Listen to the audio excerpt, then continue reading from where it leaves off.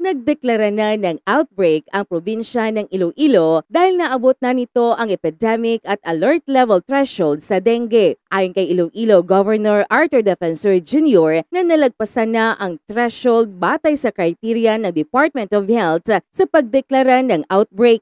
Kasabay dito ang pag-issue din ng Blue Alert status ng Provincial Disaster Risk Reduction and Management Office. Sa 32nd Morbidity Week report ng Provincial Health, umabot na sa 4,595 na kaso ng dengue ang naitala sa buong probinsya ng Iloilo na mayroong 10 na mga namatay at 4 dito ang nailistang mga panibagong namatay. Kaugnay nito maglalabas ng karagdagang preventive measures si Governor Defensor para mapigilan ang pagtaas ng kaso ng dengue sa probinsya ng Iloilo. Ito si Jennifer Cariquitan para sa Radyo Alternatibo Balita Nationwide.